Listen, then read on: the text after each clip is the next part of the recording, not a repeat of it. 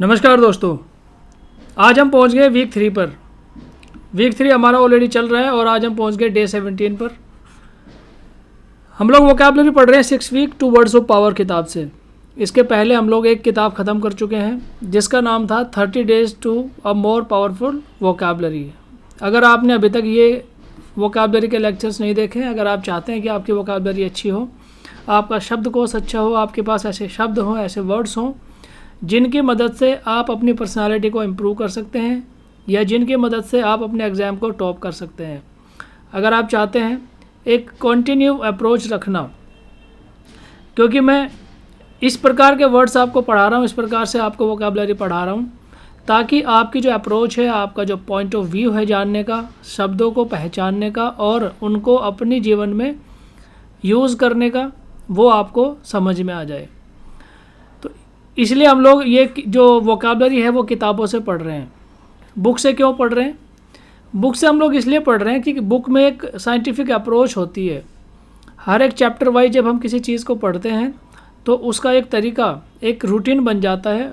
आपकी लाइफ में बहुत बार ऐसा हुआ होगा कि आप स्कैटर्ड नॉलेज अलग अलग जगह से इकट्ठा करते हैं, उसका इतना यूज़ नहीं होता आपकी ज़िंदगी में या आपकी प्रिपरेशन में। जब आप एक बुक पढ़ते हैं, पर्टिकुलर किताब पढ़ते हैं किसी भी टॉपिक को लेकर, तो उसका जो इफ़ेक्ट है आपकी तैयारी में, आपकी प्रिपरेशन में, वो ज़्यादा पड़ता है। तो इसलिए हम वोकैबुलरी यहाँ से पढ़ रहे हैं। और वोकैबुलरी के फील्ड में, इंग्लिश ग्रामर के फील्ड में, ये जो किताबें हैं जो मैं आपको पढ़ा रहा हूँ 30 डेज़, उसके बाद 6 वीक जो अभी हम पढ़ रहे हैं, उसके बाद ऑल अबाउट वर्ड जो हम आगे पढ़ेंगे, और उसके बाद वर्ड पावर मेड इजी। ये जो 4 किताबें हैं वोकैबुलरी की फील्ड में या ग्रामर, इंग्लिश ग्रामर के फील्ड में, बहुत ही ऑथेंटिक बुक है, रिकमेंडेड बुक है। हमेशा जो भी इंग्लिश टॉप ग्रामर के ज्ञाता रहे हैं, जानने वाले हैं, उन्होंने रिकमेंड की है ये सब किताबें पढ़ने के लिए, क्योंकि इनमें एक साइंटिफिक अप्रोच दे रखी है जिससे आपका एक तरीका बनता है, एक पॉइंट ऑफ व्यू बनता है, एक अप्रोच बनती है इंग्लिश ग्रामर को किस प्रकार से पढ़ा जाए या वोकैबुलरी को कैसे अच्छा किया जाए। यहाँ पे खाली आपको वर्ड्स नहीं पढ़ाए जाते, वर्ड्स के पीछे की हिस्ट्री भी आपको बताई जाती है, उसको कहाँ यूज़ करना है वो भी बताया जाता है, कैसे उसको इस्तेमाल में लाना है और कैसे उसको याद रखना है वो भी आपको बताया जा रहा है। तो मुझे उम्मीद है कि ये तरीके सब आपको अच्छे लग रहे होंगे, आपको पसंद आएंगे। और अगर आप चाहते हैं कि इसी प्रकार से आप वोकैबुलरी सीखते रहें, कंटिन्यू तरीके से लगातार सीरीज़ में मेरे साथ आप जुड़े रहें, मैं आपकी जर्नी, आपकी मंजिल तक पहुँचा के रहूँगा। तो आज का हमारा जो टॉपिक है वो है नाउन्स ऑफ इमोशंस। ये एक्सरसाइज करने से पहले मैं आपको लेके चलता हूँ एक्सप्लेनेशंस पर, यानी कहीं बीच बीच में मैं आपको बताता हूँ reverse learning method. Reverse learning method क्या होता है कि आप क्वेश्चन अटैम्प्ट करने से पहले उसका एक्सप्लेनेशन देखिए। सबसे पहले आप एक्सप्लेनेशन देखिए, उसके बाद आप क्वेश्चन को अटैम्प्ट कीजिए।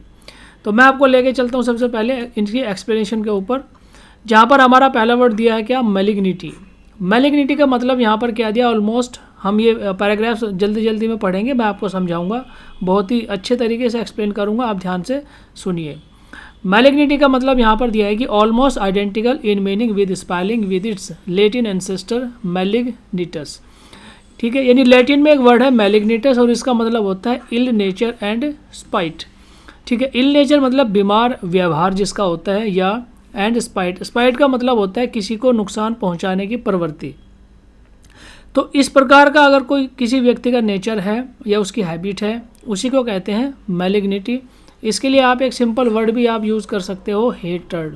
ठीक है, किसी को हेट करना, किसी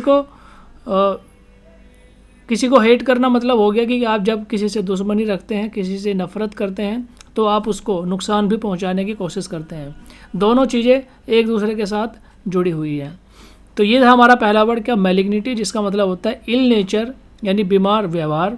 इल नेचर का मतलब है कि आपकी सोच ऐसी है कि आप दूसरों के साथ झगड़ा करते हैं, उनको नुकसान पहुंचाने की कोशिश करते हैं। एंड स्पाइट, स्पाइट का मतलब होता है a state of being hurt someone, किसी को नुकसान पहुंचाना या उसको चोट पहुंचाने की प्रवृत्ति।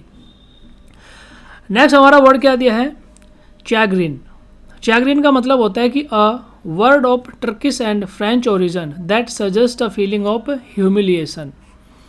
टर्किश और फ्रेंच में इस वर्ड को किस प्रकार से यूज़ किया जाता है? ह्यूमिलिएशन के संबंध में यूज़ किया जाता है। मतलब बेइज्जती जब आपकी हो जाती है कहीं पर, किन्हीं लोगों के बीच में, तो वहाँ पर आप यूज़ करते हैं चैग्रिन, ठीक है, या डिफीट, जब आपकी हार हो जाती है तब आप किस प्रकार से फील करते हैं, क्या आप फील करते हैं, दैट इज़ कॉल्ड चैग्रिन। या जब आप पछतावा करते हैं, रिग्रेट करते हैं, दैट इज़ कॉल्ड चैग्रिन, ठीक है। तो इसके लिए आप एक दूसरा वर्ड भी यूज़ कर सकते हो, शेम, ठीक है। शेम यानी पछतावा करना या फिर शर्म करना, ठीक है। आपने जो काम किया है उसके ऊपर अगर आपको शर्म आ रही है, अगर आपको बुरा लग रहा है, दैट इज़ कॉल्ड शेमफुल, या फिर ह्यूमिलिएशन, डिफीट और रिग्रेट, ये सभी वर्ड आप इसके लिए इस्तेमाल कर सकते हो। नेक्स्ट हमारा वर्ड है कि ट्रैवल। ट्रैवल एक तो होता है ट्रैवल, घूमने वाला ट्रैवल, ठीक है।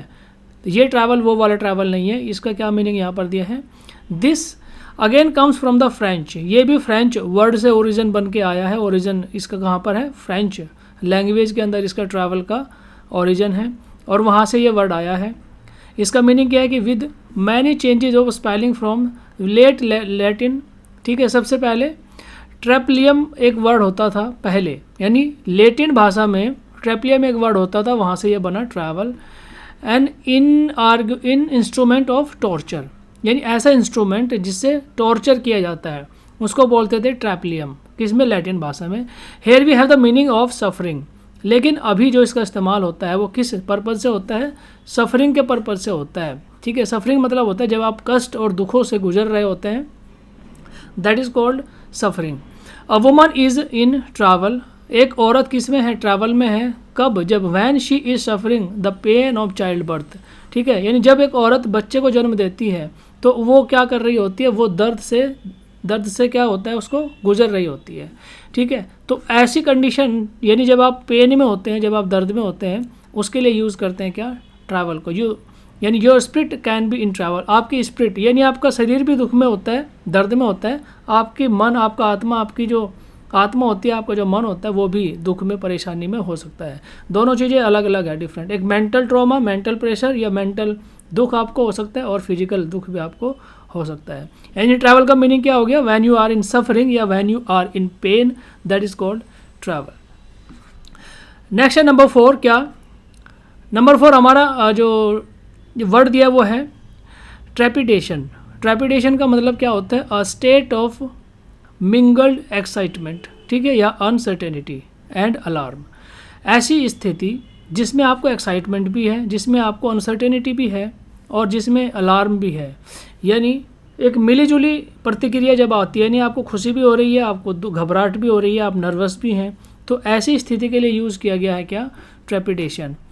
तो which is suggested by the Latin parent, यानी लैटिन जो वर्ड था ट्रैपिडो, ट्रैपिडो से आया है, लैटिन वर्ड क्या था, ट्रैपिडो, और इसका मीनिंग क्या था, टू ट्रम्बल, ठीक है। ट्रम्बल मतलब क्या होता है, जब आप घबराते हैं किसी चीज़ को लेके ना, आपके मन में एक शंका होती है, घबराहट होती है, तो उसके लिए यूज़ किया गया है ट्रैपिडो, और वहीं से बना है हमारा ट्रेपिडेशन।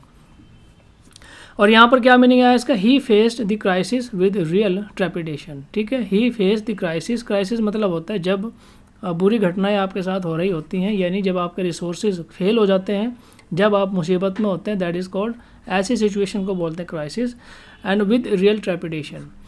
तो मीनिंग क्या हुआ ट्रेपिडेशन का, ट्रेपिडेशन का मीनिंग हुआ जब आप घबराहट में होते हैं, घबरा रहे होते हैं किसी सिचुएशन के अंदर, जब आप डर में होते हैं, एक्साइटमेंट में होते हैं, अनसर्टेनिटी में होते हैं।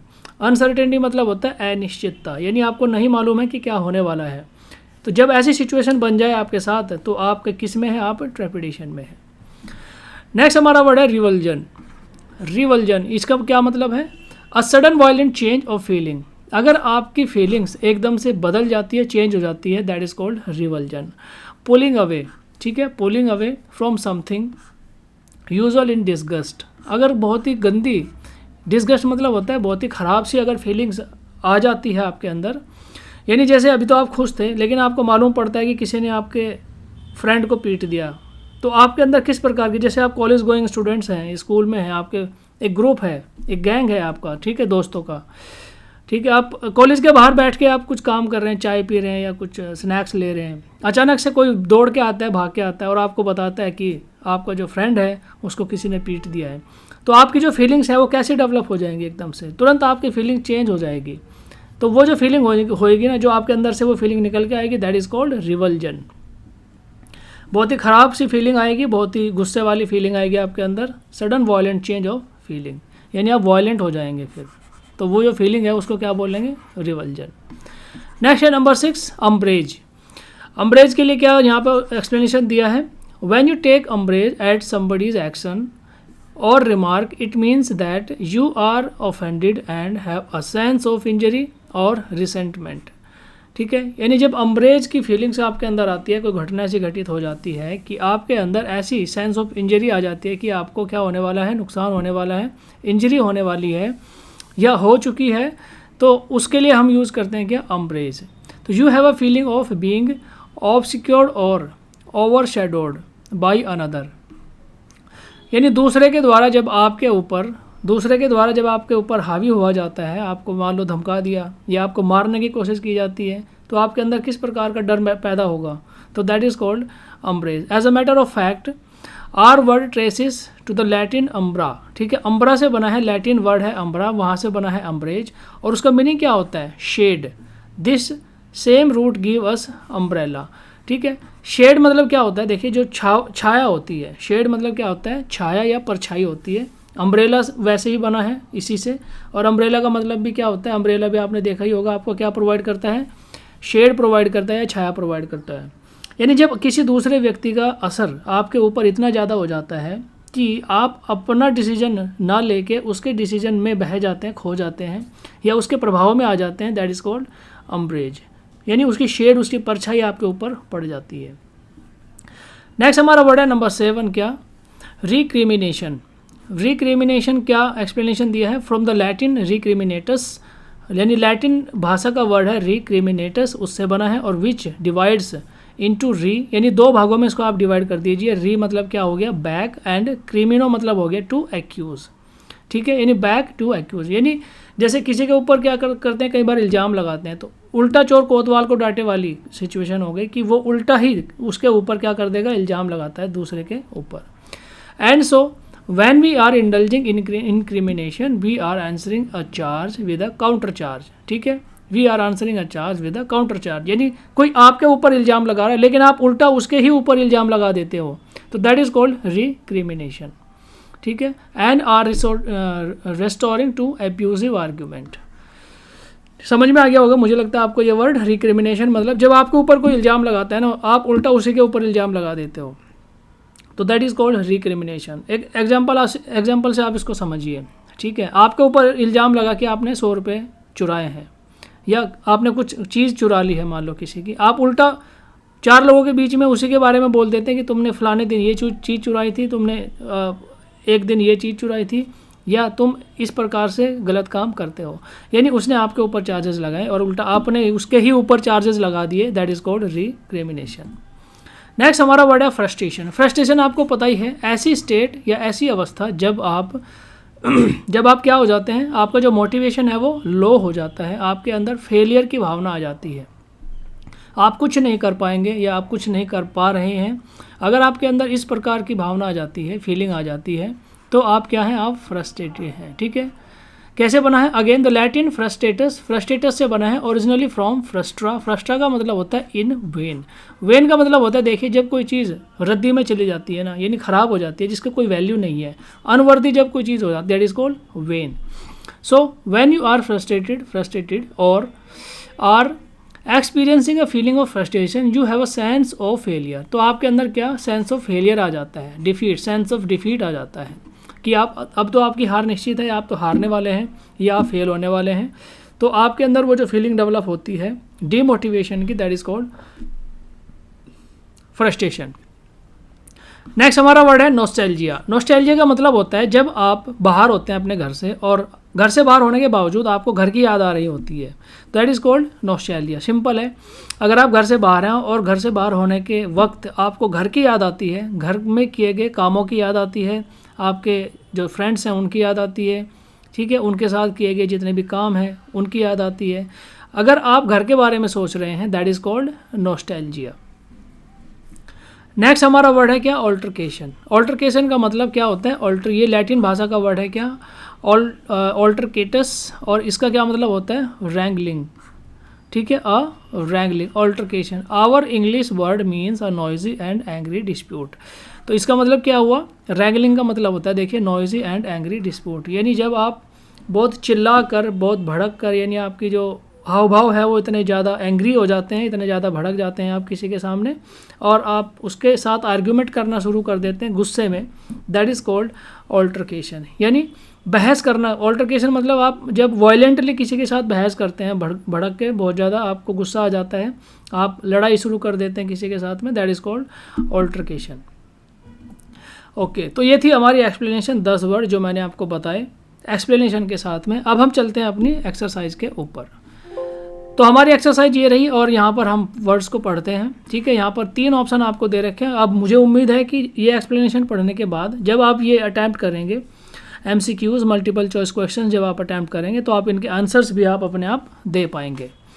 तो सबसे पहला हमारा वर्ड है क्या, मैलिग्निटी। और मैलिग्निटी मैंने आपको बताया क्या होता है, ऐसी फीलिंग्स जिसमें आप किसी को इंजर्ड कर देते हैं या किसी को हेट करते हैं, दैट इज़ कॉल्ड मैलिग्निटी। तो हमारा आंसर क्या हो गया, C, हेट्रेड।